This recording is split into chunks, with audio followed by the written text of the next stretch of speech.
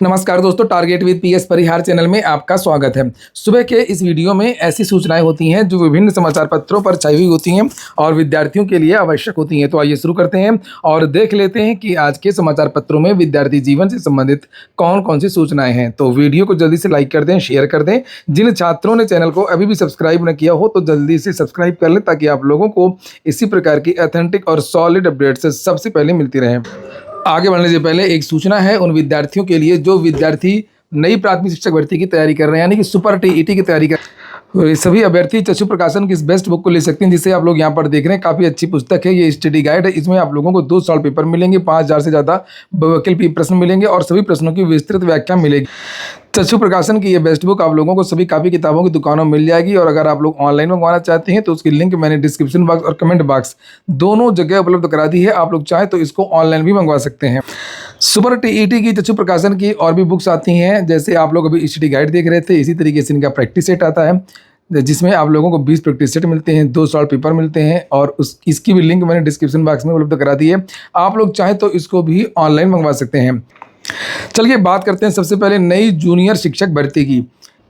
उत्तर प्रदेश में अब विद्यार्थी मांग कर रहे हैं कि नई जूनियर शिक्षक भर्ती भी आना चाहिए। 6 to 8 में बहुत सारे पद रिक्त हैं, पदोन्नति हो नहीं पा रही है और ना तो जीआईसी विद्यालयों में भर्तियां होती हैं 6 से 8 की और ना ही अशासकीय सहायता प्राप्त माध्यमिक विद्यालयों में। इसको लेकर के प्रयागराज में अभी एक बड़ी विद्यार्थियों की महापंचायत भी हुई थी शहीद चंद्रशेखर आज़ाद पार्क, और उसको लेकर के मैंने वीडियो भी बनाया था। और इसी क्रम में विद्यार्थियों ने फिर से ऐलान किया है कि 21 तारीख को विद्यार्थी नई जूनियर शिक्षक भर्ती की मांग को लेकर के एक बड़ा धरना प्रदर्शन करेंगे। किसी समाचार पत्र में तो जानकारी नहीं दी गई है, लेकिन मेरा चैनल आपको सभी जानकारियां देगा। ये देख सकते हैं, ये पोस्टर भी जारी हुआ, उत्तर प्रदेश जूनियर शिक्षक भर्ती 1 दिवसीय धरना 21 जुलाई मंगलवार को। और मांग क्या है? अशासकीय सहायता प्राप्त जूनियर हाई स्कूल में 5000 से अधिक रिक्त पदों पर भर्ती की प्रक्रिया प्रारंभ की जाए। बेसिक शिक्षा नियमावली 1981 के 19वें संशोधन को बहाल करते हुए गणित विज्ञान की भांति सामाजिक विज्ञान, हिंदी, संस्कृत, अंग्रेजी, कला इत्यादि विषयों की 50% सीधी भर्ती की प्रक्रिया प्रारंभ की जाए। जो जूनियर में प्राइमरी के शिक्षकों का प्रमोशन कर दिया जाता है पूरा 100%, तो वही विद्यार्थी मांग कर रहे हैं कि 50% पद सीधी भर्ती से, 50% पद प्रमोशन से भरे जाएं, जैसा सभी विभागों में होता है। वहीं पर अशासकीय शासकीय सहायता प्राप्त माध्यमिक इंटर कॉलेज टीजीटी पीजीटी की जहाँ पर कक्षा चलती हैं और अल्टी ग्रेड की, वहाँ पर 6 से 8 की भी कक्षा चलती हैं। तो यहाँ पर एनसीटीई 23/8/2010 की अधिसूचना का अनुपालन करते हुए यानी कि टीटी पास विद्यार्थियों को मौका दिया जाए और इनकी नियुक्ति की जाए। इसी मांग को लेकर के 21 जुलाई को धरना प्रदर्शन है। इसके बारे में आप लोग कमेंट बॉक्स में बताएं और याद रखिएगा जो स्थान है वो शिक्षा निदेशालय प्रयागराज। अगली सूचना है शिक्षा सेवा चयन आयोग की टीजीटी परीक्षा को लेकर के पाठ्यक्रम से बाहर के थे 29 प्रश्न आयोग ने माना है। कल सुनवाई थी हाई कोर्ट में। आयोग ने कहा 24 घंटे के भीतर विशेषज्ञ समिति की पेश करेंगे रिपोर्ट। इलाहाबाद हाई कोर्ट में टीजीटी अंग्रेजी विषय की भर्ती परीक्षा के विवादित प्रश्नों के मामले में उत्तर प्रदेश शिक्षा सेवा चयन आयोग की ओर से अदालत को बताया गया कि जिन 37 प्रश्नों के पाठ्यक्रम से बाहर होने के आरोप लगे थे उनमें से विशेषज्ञ समिति ने 29 प्रश्नों को पाठ्यक्रम से बाहर माना है। हालांकि 4 अन्य प्रश्नों को गलत बताए जाने संबंधी अभ्यर्थियों की आपत्तियों को विशेषज्ञ समिति ने स्वीकार नहीं किया है। आयोग के अधिवक्ता ने कोर्ट में कहा कि वह विशेषज्ञ समिति की रिपोर्ट 24 घंटे के भीतर दाखिल करेंगे और यह आदेश न्यायमूर्ति सिद्धार्थ नंदन की अदालत ने आदित्य कुमार सिंह एवं 17 अन्य अभ्यर्थियों की याचिका पर दिया है। याचिकाओं ने आरोप लगाया है कि टीजीटी अंग्रेजी विषय की परीक्षा के प्रश्न संख्या 3, 11, 12 और 100 गलत है। इसके अलावा याचिका के पैरा 31 में उल्लिखित 37 प्रश्न निर्धारित पाठ्यक्रम से बाद पूछे गए हैं।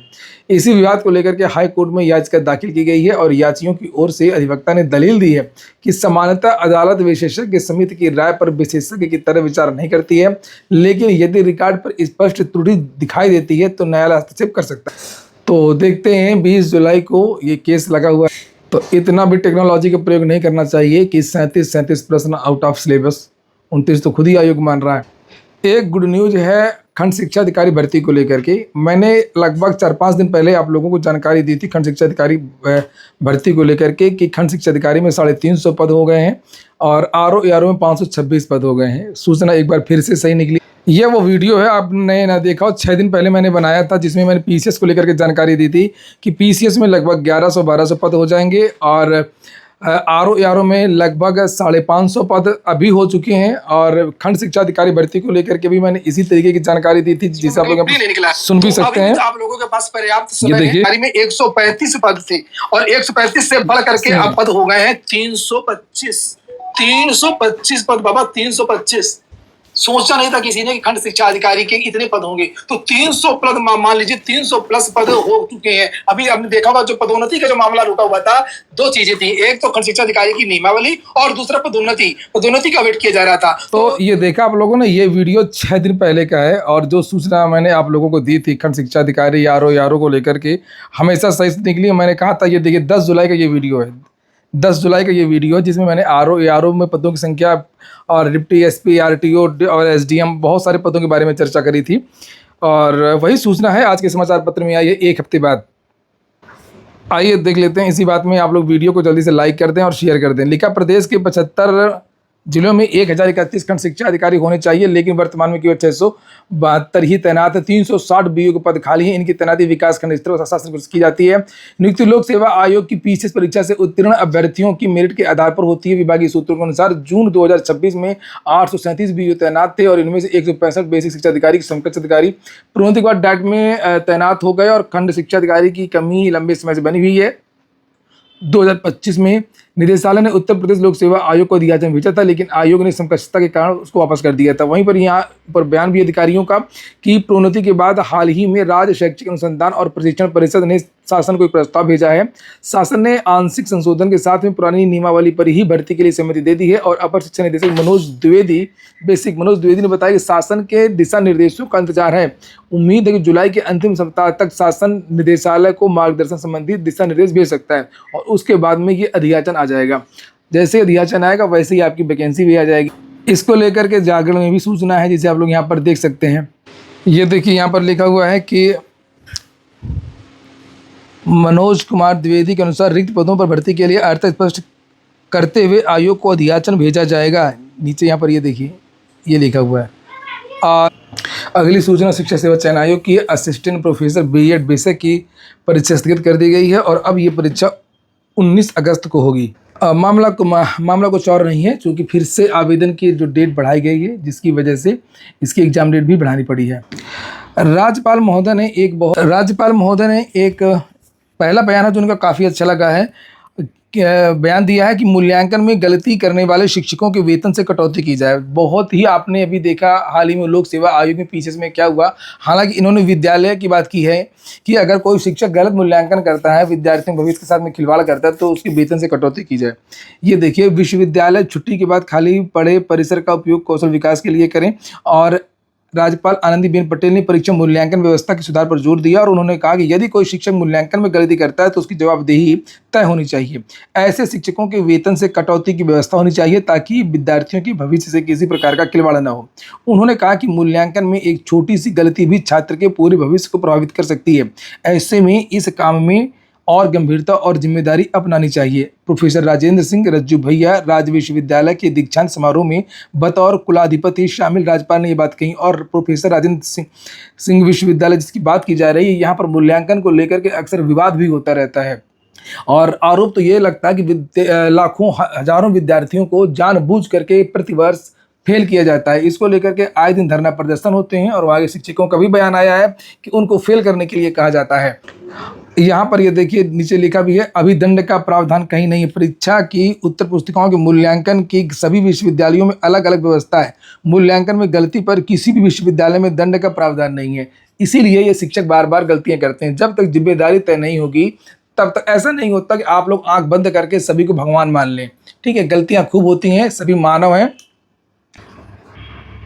अगली सूचना कुछ वैकेंसीज को लेकर के फटाफट जल्दी देखते हैं। भारतीय नौसेना से वैकेंसी निकली है। शार्ट सर्विस कमीशन की 275 पदों पर 27 जुलाई इसकी लास्ट डेट है। जवाहरलाल नेहरू विश्वविद्यालय से 267 पदों पर वैकेंसी निकली है। एग्जीक्यूटिव इंजीनियर की 27 जुलाई इसकी लास्ट डेट है। NHSRCL में वैकेंसी है 237 पदों पर 5 अगस्त इसकी लास्ट डेट है। CCRUM से 179 पदों पर रिसर्च ऑफिसर की वैकेंसी है। 31 जुलाई इसकी लास्ट डेट है। SBI से 35 पदों पर बैंक मेडिकल ऑफिसर की वैकेंसी निकली है।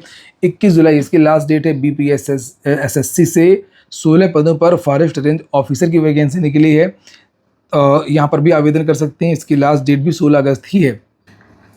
MNNIT में 2 पदों पर वैकेंसी होगी। लिखा है MNNIT के अधिष्ठाता कार्यालय के लिए टेक्निकल मैन पावर के 2 संविदा पदों पर भर्ती होगी। एग्जीक्यूटिव डेवलपमेंट सेंटर में वॉक इन इंटरव्यू 28 जुलाई को होगा। सिस्टम एनालिस्ट पद पर मुनका का चयन कल यूपीएससी ने एक रिजल्ट जारी किया, उसको लेकर के जानकारी दी गई है। IERT में डिप्लोमा काउंसलिंग 24 जुलाई से होगी। लखनऊ विश्वविद्यालय ने शैक्षणिक सत्र 2026-27 के प्रास्नातक पाठ्यक्रमों में दाखिले हेतु डॉक्यूमेंट वेरिफिकेशन का शेड्यूल जारी कर दिया है, तो आप लोग जाकर के देख सकते हैं।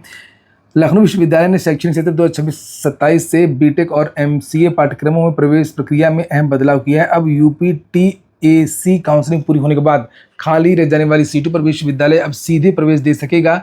इससे ऐसे विद्यार्थियों को मौका मिलेगा जो किसी कारणवश काउंसलिंग में शामिल नहीं हो सके या आवेदन से वंचित रह गए थे। उसके बी फार्मा प्रवेश पर रजिस्ट्रेशन कर सकते हैं 23 तारीख तक। आज के वीडियो में इतना ही। पूरा वीडियो सुनने के लिए बहुत बहुत धन्यवाद।